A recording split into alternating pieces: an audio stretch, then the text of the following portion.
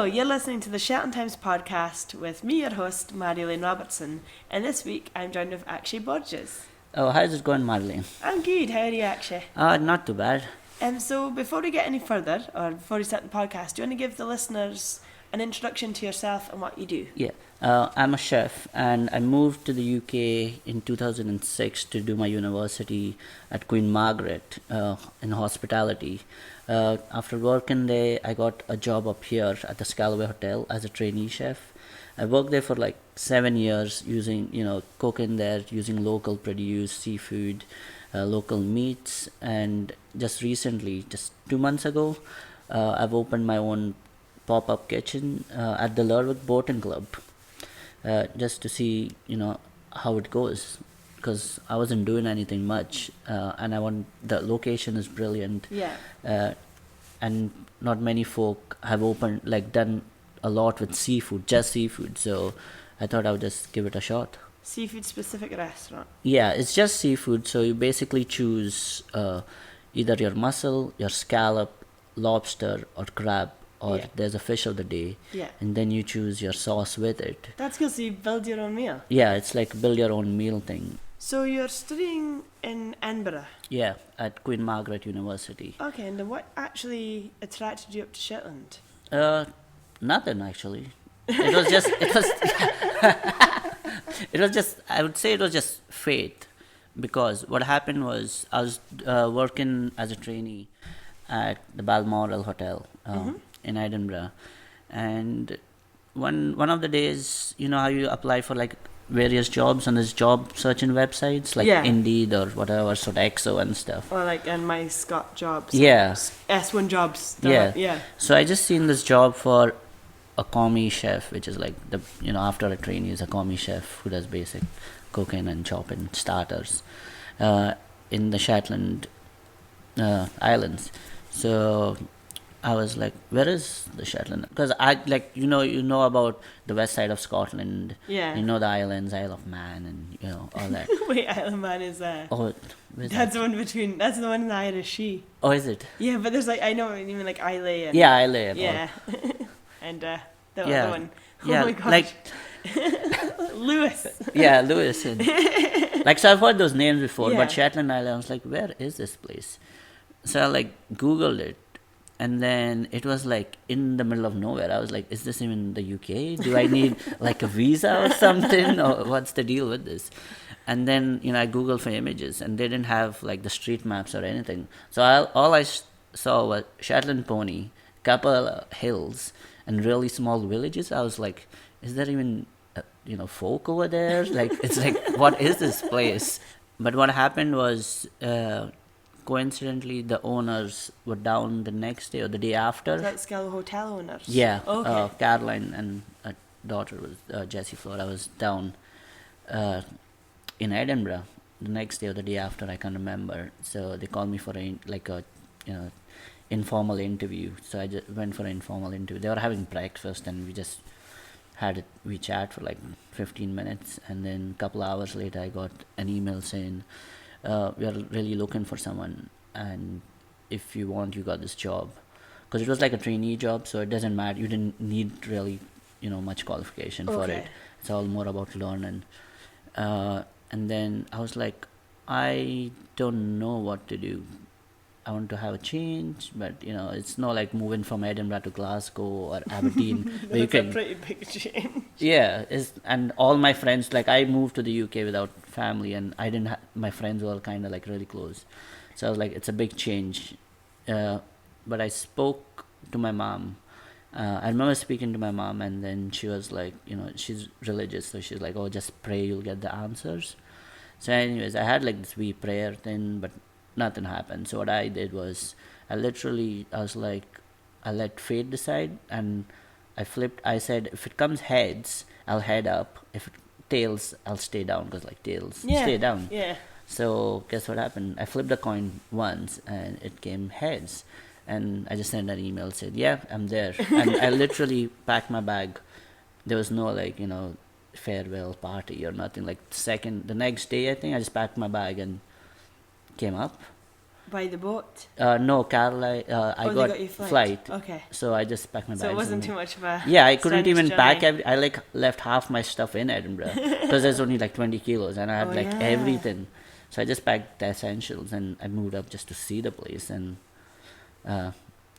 they helped me, Peter and Caroline, because I was like working. They liked my work and stuff, so they helped extend my visa, and then I just stayed there for the last 7 years, and then I've just been working away over there. And this year I just decided to take a break from everything, just to see, because I've been here 7 years. I've not seen, like, I've not gone for walks. I've not been, because being a chef, you're working weekends.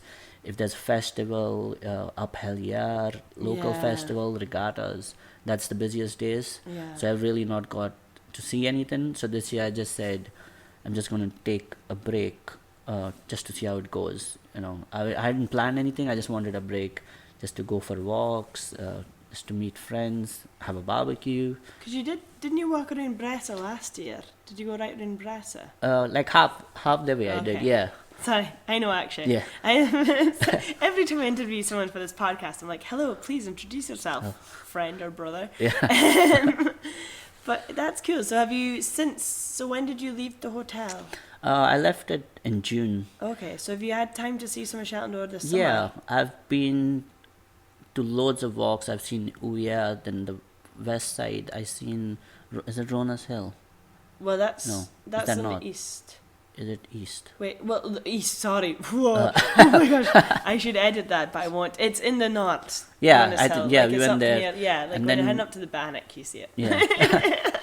So I think we've been there, and then a couple of places, like Weesdale Walk. Did you go right up Runners Hill? I think so, yeah. So for the listeners, Runners Hill is the biggest hill in Shetland, and I still haven't been up it. So I've been for a few walks, and then I think the word got around that I was just looking for something part-time, not a full-time job, because I wanted time for myself. Yeah. Then I just got to know, like, the boating club wasn't booked up much. So I was like, well, no place, like, loads of places do seafood, but they don't have, like, a proper seafood menu. Like, especially in, like, the center of the street, there's, like, good There's no food. one that specialises just in Yeah, seafood. just seafood. Like, everyone does good food. Soup, sandwiches, and everything's like freshly made on the premises, but there was no like a proper just seafood place. Yeah. So I thought I'll just use up the boating club and see how it goes. Kind of, I don't have to commit anything. Like, if it's no busy, I can just shut down. But it's just the response has just been overwhelming, and which has been fully booked every weekend. And Really? Yeah, every weekend I do like about 25-30 people, which is like the maximum you can do in that place. So is that locals and tourists? Yeah, locals and tourists. So what's kept you in Shetland all these years? Do you think you've got an affinity to the islands now? Yeah, like every time. What's kept you? Don't want you to leave, but just it's like, I love hearing stories of folk who've come here, and then you've come to the point where you've had a job here. That job's come to its natural end because you've done it for so long. Yeah. But now you're staying here and starting up new initiatives, and I find that because I love Shetland, so I love to hear reasons why Shetland's kept other people on the island. I think it would be more, it's because of the Shetland folk that I'm here. Because see, when I left the hotel, I've got really good response for people wanting me to work for them. Yeah. And then I'm also started up Shetland's first sea salt. Yeah. Yeah. Which is, if anyone's listening and they can hear this faint hum in the background, it's actually because you're making salt right now. Yeah. Basically what we do is like because we have the best seafood in all of Scotland. Why is that? Is that the cold water? Or It's the clean cold, water? it's cold, it's clean, it's the North Atlantic Sea. There's no much sea traffic than it would be down south in the mainland. There's no much runoffs going outside. Off the land. Off the land as well. Okay. And also, this different thing about our sea salt is we get water using boats that get water from near the mussel beds, because So it's very filtered. because naturally filtered by mussels, because Yeah. one mussel can filter a couple of pints an hour, so it's Really? like tons and tons of. So it's like naturally filtered with Yeah. like nutrients. Yeah. And then we refilter just to get like if there's bits of seaweed or anything. And then using that we make our sea salt. And right now we are on a really small production because we are waiting for grant to come through. Yeah. And once that comes through, I've got a lot of response from all local producers to use our sea salt. It's delicious because you gave me some at the food fair last year. Yeah. This pot, and I saw it. It's really, really nice. I love it. And I know it sounds maybe like a silly thing to say, but it's like when you use it, because it's flakes of salt. Yeah. It's grains, big flakes. And it's almost like, I know salt is salt, but it tastes quite natural. And it also has, I've drunk seawater before, just swimming around and stuff. And it has that kind of sea taste to it, a proper kind of tang almost. It's because like if you buy normal salt, it has additives. It has like anti-caking agents and things. Yeah, that's why it's like really dry. Oh, okay. And it's like processed, so it keeps long and dry. Like if you have like say our sea salt is more a little bit. If you notice, it's not wet, but it's kind of moist thing. Yeah, I noticed like that when you crumble it, then it's not like I never even thought about that. Yeah. Fuck, putting stuff in your salt when you buy it from a large company. Yeah, like if you buy normal salt, if you read on the label, there'll be like anti-caking agent. Okay. If you buy table salt, and like nothing is added to our salt, it's just pure Shetland. The That's freshness great. of the seawater. That's amazing. So, and this kind of leads us on to the next point as well, because you're going to be. Are you having a stall for this at the food fair? Yes, this year weekend? we'll be having a stall selling our salt in like small bottles right now, which is more like souvenirs kind of thing. But once we get our grant sorted and we can produce more, it'll be more on regular basis to all the shops locally. Because we just want to go step by step, and me having like so many projects on the side at the same time, it's kind of difficult to just keep ahead of everything. So the food fair is going to be this weekend. Yes. Yeah. So it's This Friday to Sunday, and it'll be different from last year. A little bit different because there'll be more cooking. There'll be the Shetland deli involved, the Shetland larder. Who else is going? The Shetland seafood. Frankie's is going to be there. Oh, amazing. So there'll be a lot of local producers cooking there as well. Right from seafood to coffees, to donuts to breads. You can literally have your whole meal over there. And there'll also be various demos for cooking. I'll be cooking on the part of Shetland seafood. Oh, great. Yeah. So just to show folk like using simple ingredients and just some kind of fish or shellfish. It's really easy to cook. It doesn't need to be complicated, and you just need to make the ingredient stock for itself. I'll be cooking on the Saturday at 12:30, I think. So that's just to explain as well for anyone who doesn't know about it or is curious about it. The Shetland Food Fair's in the Clickerman. Yes. And so I was involved last year because I helped out with the Heritage Kitchen. Is that happening again this Yes, year? Heritage happened. Because I loved it so much. I'm at a friend's wedding this weekend, although I'm coming to the food fair on a Sunday as a punter. But because it's brilliant. But it was in the main hall's a huge demonstration kitchen. Yes. And there's stalls in there as Yeah, well. there's stalls. There'll be cooking stalls, and there'll be like food producers as Great. well, from all over Shetland. And it's like a whole day event from like 11 till 5 o'clock. And on Sunday there'll be the food finalists. Oh yeah, from the competition. From the competition, the that's Shetland brilliant. Cooking Challenge. And this year our theme is like grow your own, because what we are trying to do is like more and more folk grow their own stuff. We have made a Facebook page as well for grow your own. Oh, cool. What we are trying to do is reduce the carbon footprint, and like more and sometimes you think, oh, the weather's not too good, like you didn't know, oh, we had cucumbers growing up here. Yeah, I know. And like Tarifila even growing corn. Really? Yeah, there's like growing so many different things you wouldn't think you could actually grow in Shetland. Yeah. So we are just trying to get loads of local folk who have like polytunnels growing and giving their ideas, because sometimes if you're a newbie and you don't, or there's something goes wrong, you don't know how to deal with it. Yeah. So people will be helping each other It's out. like a helpful forum. Yeah, like a an forum. online. Yeah, amazing. And if someone has a problem with their produce, they'll be like, just maybe like put a picture up, be like, What's this? Yeah, what's this? What's going on? And then someone else will be like, oh, this is what happened to my thing, and that's how I dealt with it. And you feel so much good, like growing your own food and then just eat. It's like the taste. You'll notice the difference in taste. I mean, nutrients. Terryfield's vegetables are better than anything else I've ever had. Yeah. And Yale strawberries. Oh, so good. the local eggs. There's like loads of Yeah, it's good. So the food fair, we mention a bit more actually, just because it's happening this weekend. Because there's a big demonstration kitchen, main hall, and things. And so it's the Heritage Kitchen, the Shetland Heritage Kitchen. Is that in the Bowls Hall? Yes, I think it's spread over the whole Clickham almost. Yeah, it's spread over the whole Clickham. Well, dry side at least. Yeah. Not the pool. Or is there anything in the pool? No. No, that'd be madness. No. Of course not. So and there'll be demonstrations there too of traditional cooking of Shetland food, which is really interesting, and I think that should keep on going on, not only at the food fair, even after, because I think people should be still be connected to their roots.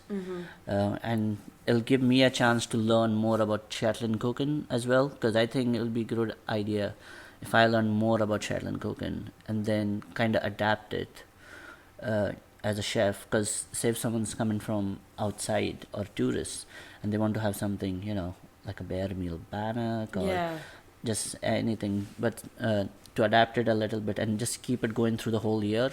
Yeah, that'd be amazing. So it'll be on the menu the whole year kind of thing. But for that, I can't just go and learn it from anyone. You need to go and learn it from people who have been doing it for years. Yeah, and it's really interesting, the Shetland cooking, because it's like obviously there's the meals that they made, like stap and crappen, where they use the fish liver and the fish head and they boil it together in a pot and things like that. Then they really utilize so much more of the fish than we use nowadays. Yeah. But obviously, because it was such a traditional dish and it was like a dish that they would have had at home when they were using all the bits of the fish, I suppose when restaurants came into Shetland, it was all exciting exotic foods, whether it was like Italian or Chinese or Indian or even just things like your big steaks, which they really wouldn't have had that often. So it'd be nice to get those, because the dishes from Shetland, the old traditional dishes, are delicious. But I suppose they would have never thought to serve that in a restaurant, because that's what you'd have had at home. Yeah. And now it's probably more likely, if you'd introduce that would be what you go out to eat. Yeah, and I could learn a lot and just tweak it a little bit, like the presentation, and because if you it's delicious, but it looks bizarre. Yeah, because it looks like first, before you eat something, you look at it and you smell it, and so it's like about all the senses involved, and I think that would be a great opportunity for the folk in Shetland to learn more about what the folk used to cook before. Even like for me coming from outside, it's really interesting as like a chef as well to learn and to tweak it a little bit and maybe introduce it in some way. Yeah, that'd be good. Yeah, I remember you saying that last year as well, because when I was in the Heritage Kitchen, you're like, did I miss this demonstration? Did I miss this? But then, because it was so good and so many people came to see it, then I'm glad they're doing it again and again. Yeah. Because also it's those things as well, that you see a demonstration of a traditional Shetland dish, it's really exciting and you get to try it. But you'll happily see it again and again, so you'll learn more, and if you see it again, you'll memorise the menu a bit better. But I left and was making crapping afterwards as well, because people went fishing. I was like, yes, give me the livers, so I could practice making it myself. It's good. And then, so you've also got, there's so many things in the food fair, because I remember last year you've got everything from a stall on healthy eating from the NHS, to there's different businesses, like the different breweries throughout Shetland, from Valhalla down to the brewery at Lerwick, and the real ones in the gym. And then you've also got like butchers and bakeries. Oh, is the chocolatier coming back again? Yes, he'll be there as well. So I think he's there. Yeah, actually I met him today and I asked him if he'd be back, and he's back. So it's good. The Shetland Food Fair as well, you just go and you just pay on the door to get in. Yeah. And it's an amazing chance to actually just try food there, try samples, learn about things, buy produce. I mean, do your weekly shop at that fair. Yeah, you could easily do your weekly shop at the fair Yeah. because there'll be fresh fish as well from Shetland seafood. Oh yeah, they had the big stall last year. So they're going to have like a variety of fishes, right? From salmon, mussels, crabs, tusk, plaice, you name it, they'll have the whole lot. And they've got visiting chefs as well this Yeah. year. There'll be the visiting chefs doing food demos as well. Yeah, and all that information is listed on The is it on Shet- the- yeah, the Shetland Food and Drink page on Facebook Okay. should have all the details on it. That's cool. That's amazing. And it'll be as well in the Shetland Times. Yes. Remember, this Shetland Times podcast, remember on a Friday, buy your Shetland Times because all the information's in there. And I do know they're doing a big special about the food fair in the Shetland Times. There's a big folder to boot it, I believe. Yes. Celebrating food and drink. But it's really cool. And you've got more projects, although there's projects you've got in the pipeline because you're saying how busy you are. So there's projects we can't really talk about today, but we'd love to talk to you again in future about. Yeah, it's just about me working with other organizations throughout Shetland. Some will be about work, some will be more voluntary, where I'll be helping other organizations. Because the thing that's kept me in Shetland and helped me make so much friends is food.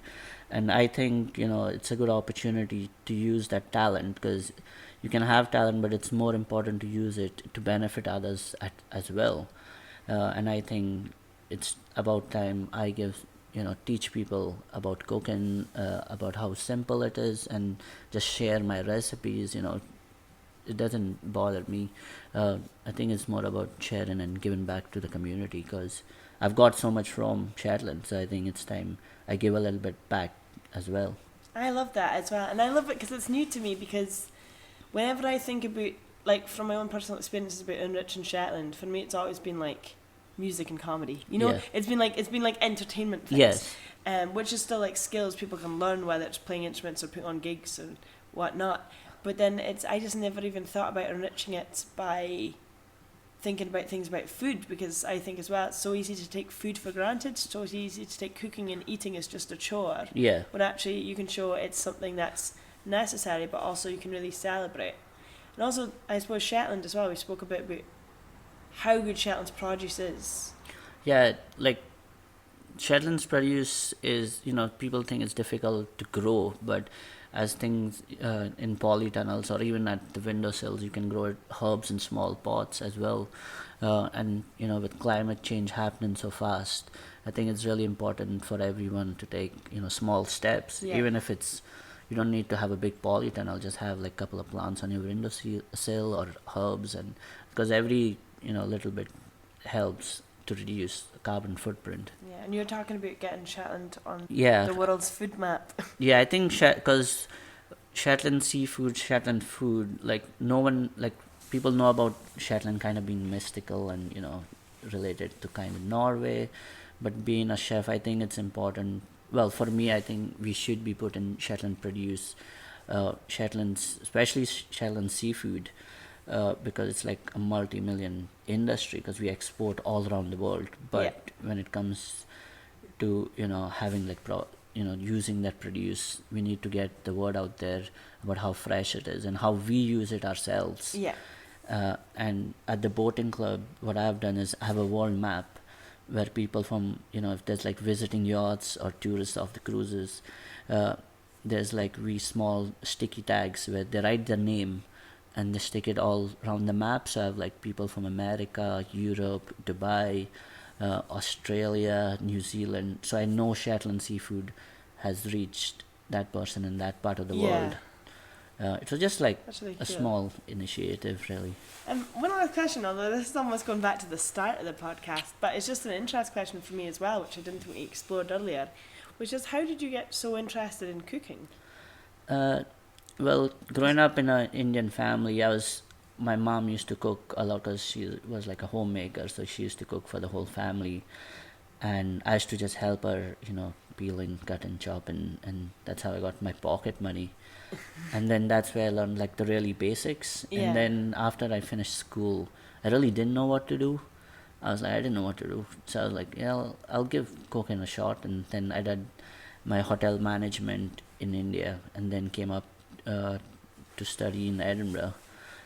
just hospitality. And I tried front of house and management side, but I don't think that was for me. And I just loved the pressurized environment in the kitchen and working with food and fresh ingredients. Yeah. And that's one of the things that got me to Shetland as well, like the produce and Yeah. the seafood, because it's Cool. just because that's what what we do is the night before you go on Shetland auctions and then you see the boats that are coming in. Yeah. It tells you the boats that are coming in, the number of fish boxes that are coming in, and the fish that is coming in. So that's how I make the menu. Say if there's this many boxes So of it's the place. freshest Yeah. ingredients coming in. Yeah, so it just comes off the boat the night before, and then I pick it up at 8 in the morning, and at 12 it's on the table. And because I buy because the space is limited, and I have just me cooking, Yeah. I try and encourage people to book tables because there's only limited amount of food that I buy because I Yeah. just try to keep it just for the day. Yeah. So if it gets too busy and you're not booked, it's just gone. Once it's gone, it's gone. But you're hoping to do your restaurant again in future, so we'll need to look out. Is there a way we can keep an eye on you? Are you on Facebook? Yes. If you just search for Borges Seafood. Borges, because I did not know how to spell your surname Yeah. today. Yeah, it's just It'll be written on the podcast title, so you can find it there. So next we'll be opening for Wool Week, just through the whole week. It'll not be on the start date, which is the 23rd. It'll be from the 25th Okay. till the 1st of October, and we have already got a few people booking, tables, like to. yeah, reserving tables as well. Great. Oh, amazing. So keep an eye on Borges Seafood on Facebook, and we'll have a link here on the podcast page so Yeah. everyone can find it. But thank you so much, and I'd love to speak to you again in future, B, and see how A, the sea salt's getting on, and B, about some of the projects that you couldn't talk about today, but seemed amazing, and like you say, are there to give back to the community Yeah. that you've comparative, and I'm so glad you came to Shetland, man. Yeah, Don't leave. it's not letting me leave. There's so much going on. Yeah, and from the sound of your projects, there's so much more to happen. Yeah. So hope to talk to you again in the future. But thanks, Akshay, for coming on the podcast today. No problem. That's great speaking to you. And thank you, everybody, for listening. And again, if you have any ideas for stories or information you have for wider stories to introduce on the podcast, please do get in touch with the Shetland Times podcast. The email address is on the page here. Thank you.